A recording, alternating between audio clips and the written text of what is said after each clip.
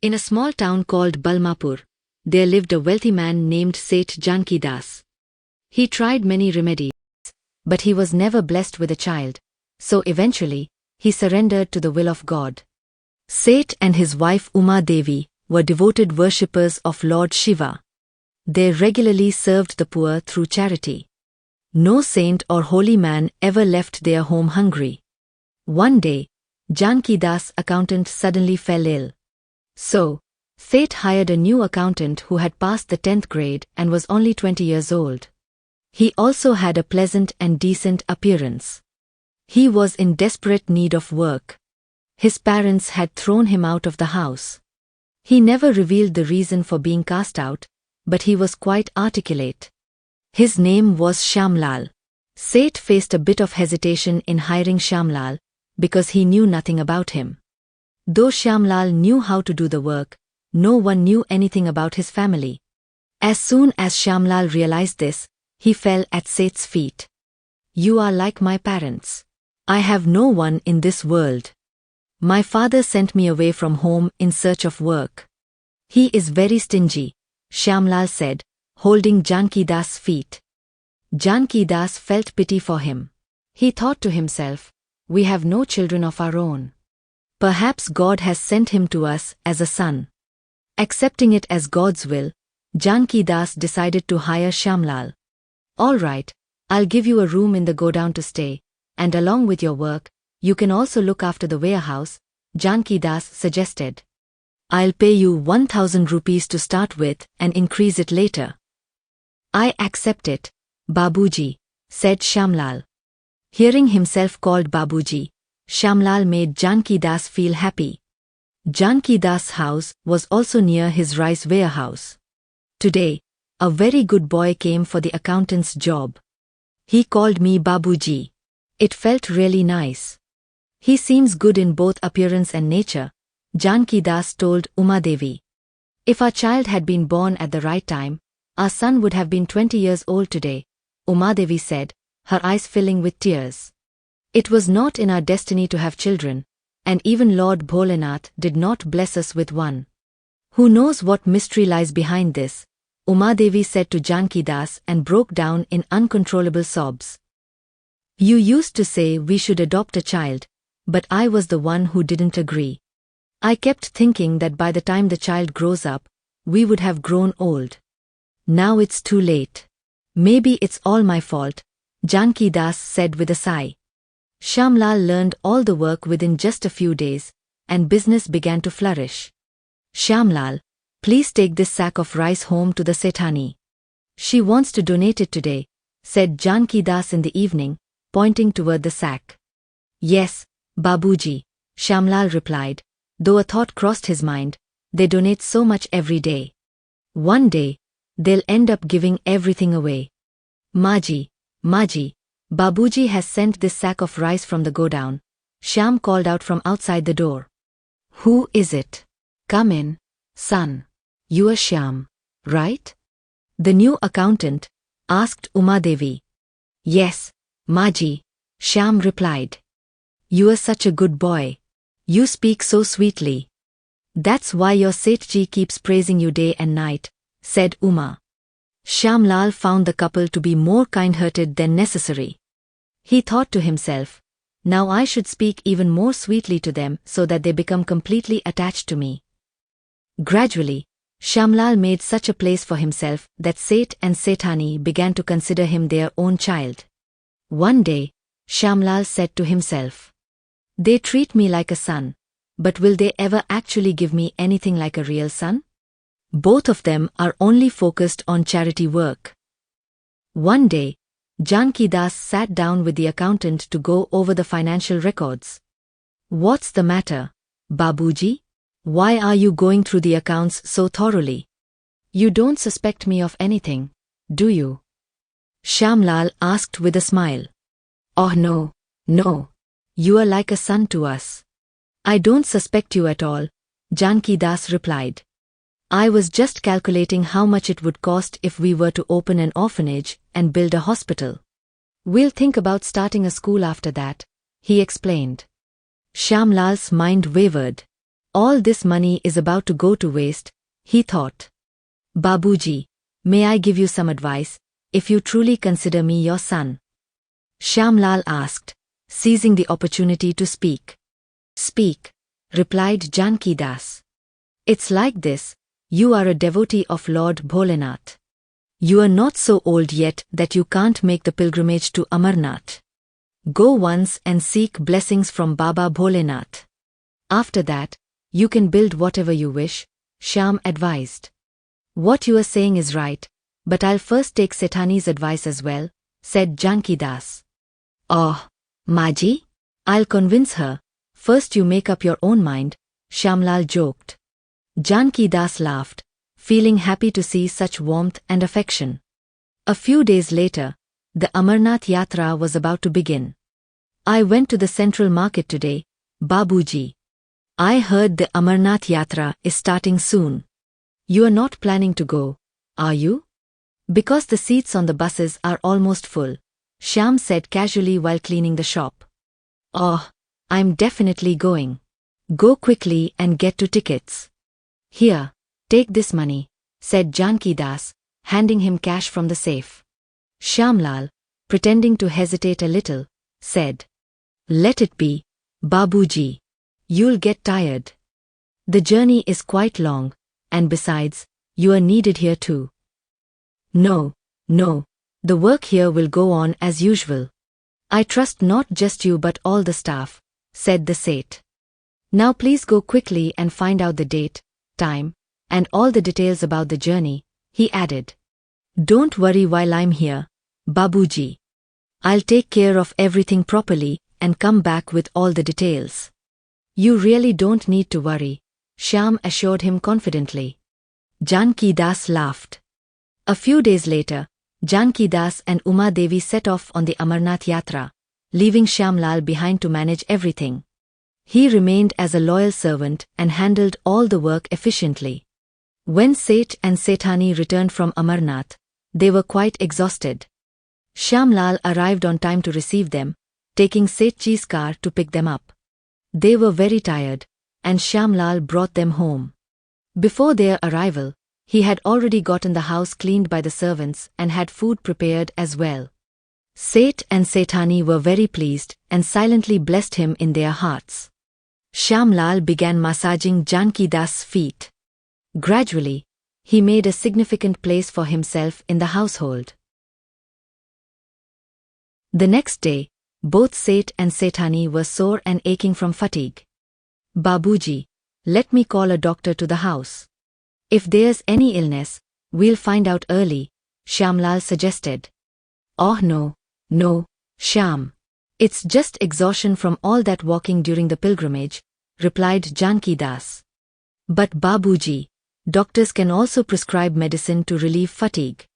I'll go and bring one, said Shyamlal, and he left. An hour later, Shyamlal returned with a doctor. The doctor was quite young. Dr. Saab, I don't think I've seen you before. Where are you from? Janki Das asked, looking at the unfamiliar face. Sethji, where would you have seen me? I was transferred to the government hospital just 2 months ago. I've come from Yamuna Nagar, replied Dr. Suraj. Oh, I see. All right then, said Sethji. Dr. Suraj first examined Seth thoroughly, checked his pulse, heartbeat, and then wrote some medicines on his prescription pad. Dr. Saab, is everything all right? Janki Das asked in surprise. You are quite weak, and your blood pressure is a bit high. I'll prescribe a few injections, said Dr. Suraj. Shyamlalji, please go to the market and bring these, Dr. Suraj added. And Dr. Sahib, please check Maji as well, requested Shyamlal. Call her quickly. I also have to report for duty, the doctor said. Maji, please come and get yourself checked by the doctor too, Shyamlal called out. I'm coming, dear. You care so much for us. May God bless you with a long life. May you live even longer than us, Uma Devi said as she entered. Maji, please lie down. Let me examine you, said Dr. Suraj. After checking her, he said, Maji, if you don't take proper rest, you could develop heart problems soon. I'm going to prescribe some medicine that may make you drowsy. Don't be alarmed, he advised. He then wrote her prescription on a separate slip in her name. Shyamlal, do one thing, the medicines should be in my car. Take my car keys and bring my medical bag. I'll give the medicines right away. There's no need for you to go to the market. We doctors receive samples all the time anyway, the doctor said, motioning toward him. Shyamlal quickly went outside and returned with the bag. Here you go, Dr. Sahib, he said. The doctor placed both prescriptions into the bag, took out an injection, and administered it to Seth Janki Das. Then he took out some tablets and handed them to Uma Devi. Shyamlal carried the doctor's bag and walked him to the car to see him off. After returning, he said, Babuji, Dr. Sahib has advised both of you to rest. He helped them lie down and then went off to work. When he returned at night to check on them, he saw that Seth Janki Das looked extremely weak. He couldn't even move from the bed. Shyam, what kind of medicine did that useless doctor give me? I feel like I'm going to die. And where is your Maji? Janki Das asked from the bed. Maji got up, Babuji. She did some chores and then lay down again, Shyamlal replied, lying, because she hadn't moved at all since morning. Babuji, if you don't mind, may I say something? Speak, Shyam. What is it? There are a few bills that need your signature, and these are some court papers the lawyer asked me to get signed by you. It's related to the FCI case, where they paid you less. The lawyer wants to file another appeal, Shyamlal said. All right, said Janki Das. Go get my glasses, I'll take a look at them once. Yes, Babuji, replied Shyamlal, and then pretended to search, though he had already crushed the glasses earlier when they were left near Babuji's shoes. Babuji, Shyam said in mock surprise, what have you done? You placed your glasses under your shoes and broke them badly.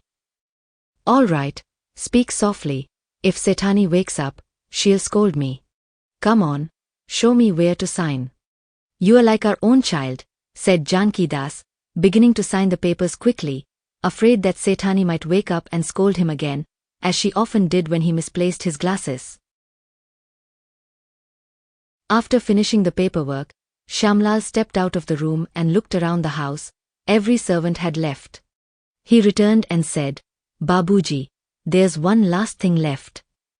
He took out an injection and, despite Babuji's resistance, he injected it into his arm. In that moment, everything became clear to Sethji. As he lay dying, he whispered, You haven't done the right thing, Shyamlal. And Shyamlal replied, Namaste, Babuji. As soon as Janki Das died, Shyamlal stepped out of the house. Before anyone could learn of the deaths of Seth and Sethani, he had locked up everything and taken control of all their property. Everyone knew that Seth and Sethani considered Shyamlal their own son. No one suspected him at all.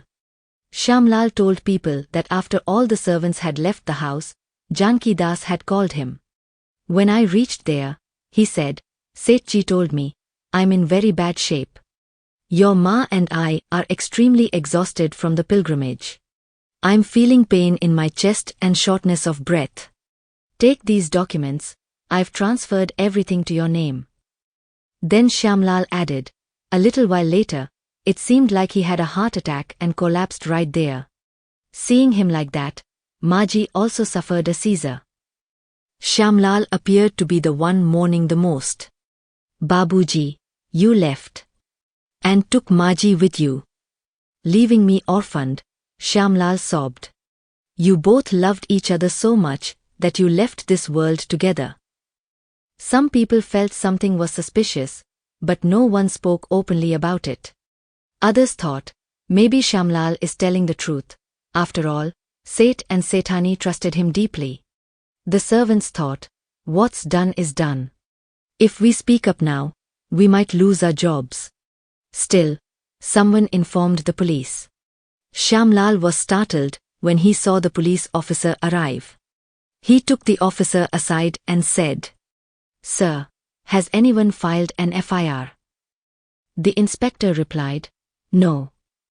"Then based on mere suspicion, you can't take any action. And if your suspicion turns out to be wrong, you could lose your job too," Shyamlal said calmly.